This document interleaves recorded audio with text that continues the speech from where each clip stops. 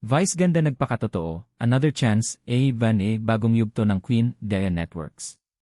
Lahat naman tayo matitigok in the future, di ba? Isang linya mula kay Vice ganda na maaaring unang marinig bilang isang joke, pero kapag pinag-isipan mo ng mabuti, may mas malalim itong mensahe. Dahil sa likod ng pagiging komedyan, host, movie star, at isa sa mga pinakakilalang pangalan sa Philippine entertainment, isa pa rin si Vice ganda sa mga taong alam na hindi permanente ang lahat. Hindi permanente ang kasikatan, hindi permanente ang pera, hindi permanente ang mga titulo. At higit sa lahat, hindi permanente ang buhay. Kaya habang may pagkakataon, gusto lang daw niyang magpatuloy gumawa, magpatuloy magpatawa, magpatuloy sa pelikula, magpatuloy sa telebisyon, magpatuloy sa paggawa ng content. At higit sa lahat, magpatuloy na maging masaya. Pero bago natin pag-usapan ang kanyang mensahe tungkol sa buhay, may bagong titulo munang pinag-usapan ngayon. Queen of All Networks. Isang titulo na ipinagkaloob kay Vice ganda matapos ang partnership niya sa MediaQuest Holdings. Maraming natuwa, maraming nagsabing bagay na bagay sa kanya, pero syempre, may mga kumontra rin. At dito na naman natin nakita ang trademark humor ni Vice, hindi raw naman kapag nadagdagan ang titulo, nadadagdagan din ang bayad. Pero kahit ganoon ang biro niya, aminado siyang may halaga pa rin ang recognition. Nakakakilig, nakaka-flatter.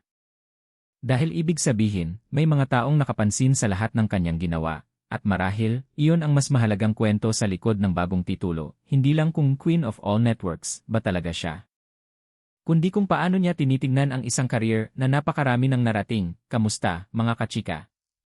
Welcome back Star Pulse EFM Philippines. Kung mahilig kayo sa showbiz stories, entertainment updates, celebrity news, at mga kwentong may life lessons sa likod ng mga headline, siguradong magugustuhan nyo ang video natin ngayon. Dahil hindi lang ito tungkol sa bagong title ni Vice ganda. Hindi lang ito tungkol sa isang malaking partnership. At hindi lang ito tungkol sa mga susunod niyang proyekto. Mas tungkol ito sa isang tanong. Kapag naabot mo na ang halos lahat ng pangarap mo, ano pa ang hihilingin mo? At ang sagot ni Vice ganda ay surprisingly simple. Hindi niya sinabing gusto niyang maging masikat. Hindi niya sinabing kailangan pa niyang magkaroon ng mas maraming awards. Hindi niya sinabing kailangan niyang patunayan ang sarili niya sa mga taong kumukwestiyon sa kanya. Ang sinabi niya, just wanna continue. At kapag pinag-isipan mo, napakalalim ng simpleng statement na yon. Lene Queen, Daya Networks. Pag-usapan muna natin ang bagong title, Queen of All Networks. Kapag narinig mo ang title na yon, malaki agad ang dating. May royal touch, may prestige, at syempre, may implication na malaki ang naging impact ng isang artista sa industriya. Pero tulad ng inaasahan, hindi lahat ay sang-ayon. May mga nagsabing baka hindi pa raw sapat ang dahilan para tawagin siyang reyna ng mga television network. May mga nagtatanong kung ano ba talaga ang basis ng ganitong mga title. Pero si Vice, hindi naman niya kailangang makipag-away tungkol dito. Sa halip, ginawa niyang katatawanan. Parang sinasabi niya, lang naman yan. Hindi naman automatic na doble ang sweldo. At iyon ang isa sa mga bagay na nakakaaliw kay Vice. Kahit malaking recognition ang pinag-usapan, kaya niyang i-ground ang conversation, hindi niya ipinapakitang kailangan niya ang title para maging relevant. Pero hindi rin niya itinatanggi na natutuwa siya, at sa totoo lang, sino ba naman ang hindi? Bakit nakakakilig Venue recognition? Ayon kay Vice, nakakakilig ang bagong title dahil parang validation ito sa lahat ng ginawa niya. May nakakapansin, may nakaka-appreciate, may nakakita sa body of work, at kung tutuusin, iyon ang tunay na halaga ng recognition. Hindi naman laging tungkol sa trophy, hindi naman laging tungkol sa title. Minsan, gusto lang nating malaman na may nakapansin sa effort natin, na may taong nagsabing, nakita ko ang ginawa mo. Na-appreciate ko ang effort mo. May impact ang trabaho mo. At para sa isang artistang ilang dekada nang nagtatrabaho sa entertainment industry, natural lang na magkaroon ng emotional impact ang ganitong klaseng appreciation. Dahil hindi naman natin alam kung gaano karaming sacrifices ang pinagdaanan bago makarating sa isang recognition, may mga araw na pagod, may mga pagkakataong rejected, may criticism, may failures, may projects na hindi naging successful.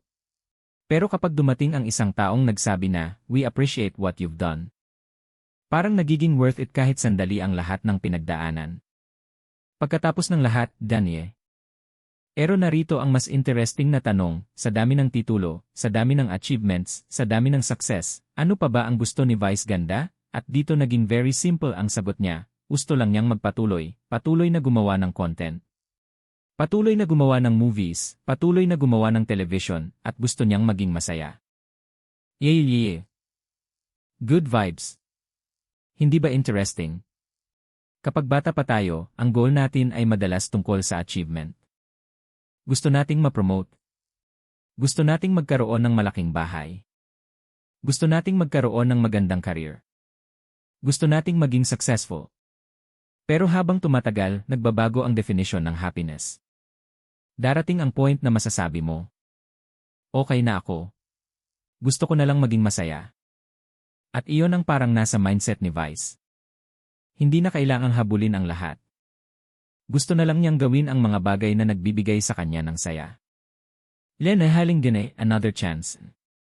At pagkatapos ay dumating ang isa sa pinakamalalim niyang pahayag. I always pray for another chance every day. Another chance. Isang pagkakataon pa. Kapag maganda ang nangyayari. Lord, thank you. Hindi pa ng isang chance. Kapag hindi maganda ang nangyayari. Lord, thank you. Pa ng isang chance. Napakasimple. Pero napakalaking idea. Dahil hindi niya hinihingi na wala ng problema.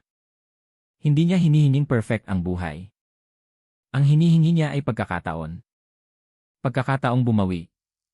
Pagkakataong magpatuloy. Pagkakataong matuto. Pagkakataong gumawa ulit. At marahil, pagkakataong mabuhay pa ng mas matagal. Lahat naman tayo matitigok. At dito niya sinabi ang linyang naging headline. Lahat naman tayo matitigok in the future, di ba? Typical Vice ganda. Diretso. Walang paligoy-ligoy. At kahit medyo dark ang subject, nagawa pa rin niyang sabihin ito sa paraang may humor. Pero kapag tinanggal natin ang joke, may isang universal truth. Lahat tayo may limitasyon. Lahat tayo may hangganan. At walang nakakaalam kung kailan iyon darating. Kaya ang concept ng another chance ay mas meaningful. Dahil bawat bagong araw ay parang bagong opportunity. Bagong chance para gumawa ng tama. Bagong chance para magmahal. Bagong chance para humingi ng tawad. Bagong chance para magtrabaho. Bagong chance para makasama ang pamilya. At bagong chance para maging masaya. Hindi lang success yan ni importante.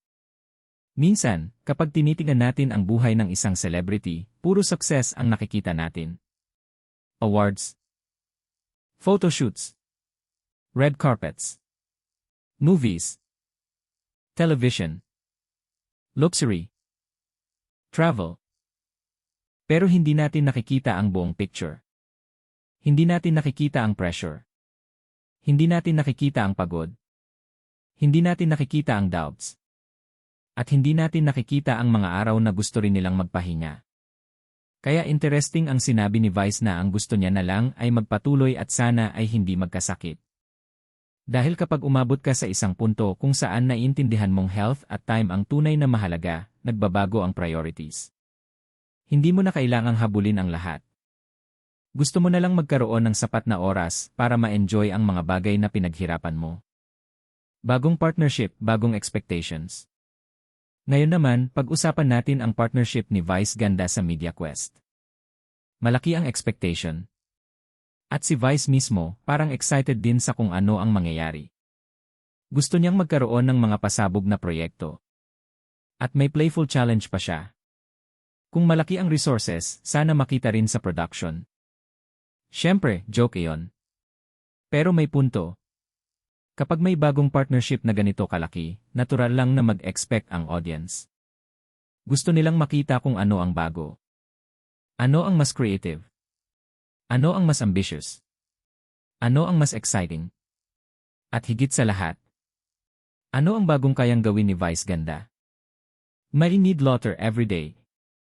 Pero kahit gaano kalaki ang production, mukhang malinaw pa rin ang pinakaimportanteng bagay na gusto niyang ibigay. Lotter. Tawanan. Dahil ayon kay Vice, kailangan ng tao ng Lotter everyday. At tama naman. Hindi nito ibig sabihin na mawawala ang problema kapag tumawa ka.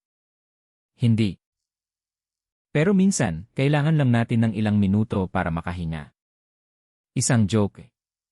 Isang funny moment. Isang palabas. Isang comedian.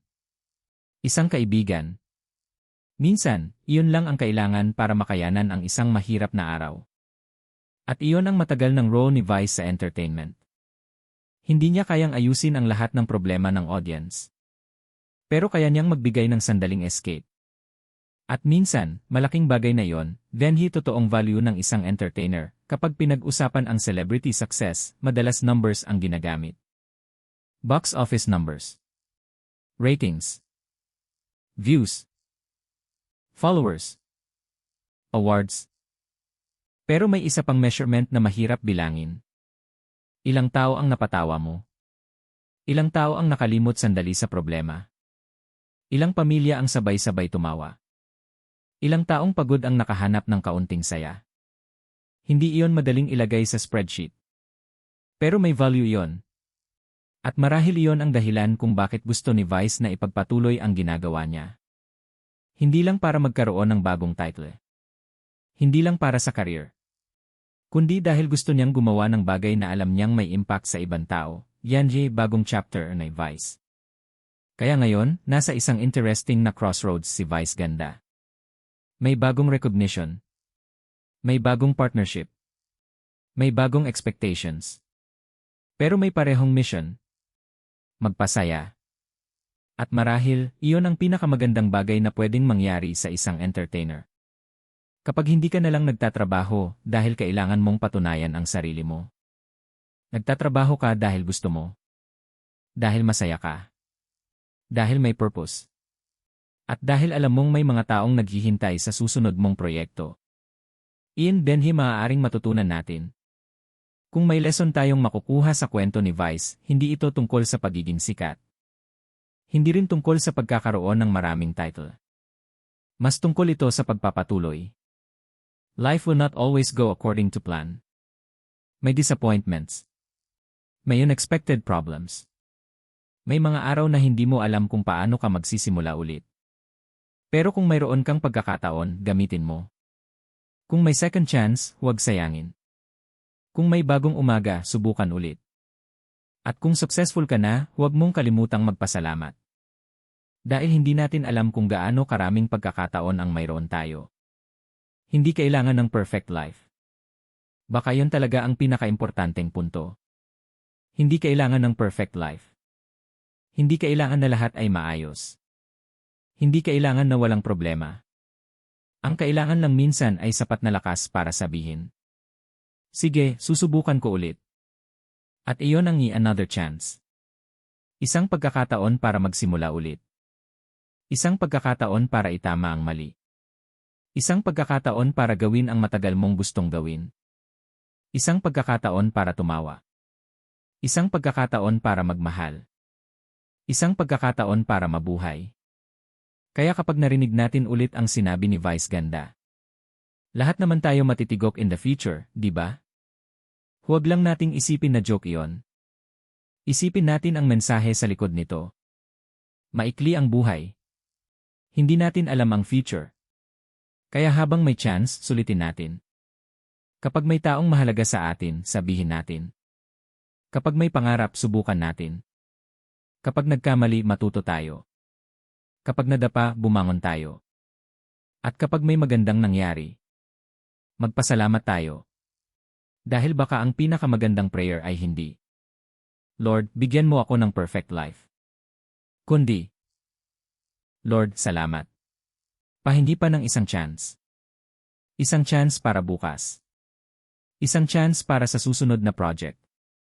Isang chance para sa pamilya. Isang chance para sa sarili. At isang chance para makapagbigay pa ng saya sa ibang tao. Outro. At ngayon, mga kachika, curious kami sa inyong opinion. Para sa inyo, bagay ba kay Vice Ganda ang bagong titulong Queen of All Networks? At ano ang gusto ninyong makita sa kanyang bagong partnership sa MediaQuest? Isang malaking television show? Bagong comedy project? Movie? Digital content? O isang proyekto na talagang kakaiba sa lahat ng nagawa niya? I-comment ninyo sa baba. At kung may isang bagay kayong hinihinging another chance sa buhay ngayon, pwede rin niyong ibahagi. Baka ang simpleng kwento ninyo ay maging inspiration sa ibang taong nanonood. Kung nagustuhan niyo ang video, huwag kalimutang mag-like, mag-subscribe, at i-share. At huwag kalimutan, hindi natin alam kung gaano karaming araw ang mayroon tayo. Kaya habang may pagkakataon, magmahal, tumawa, magpasalamat, magpatuloy, at kung kailangan, humingi ng another chance. Ako ang inyong kachika. Hanggang sa susunod na video. Good vibes lang.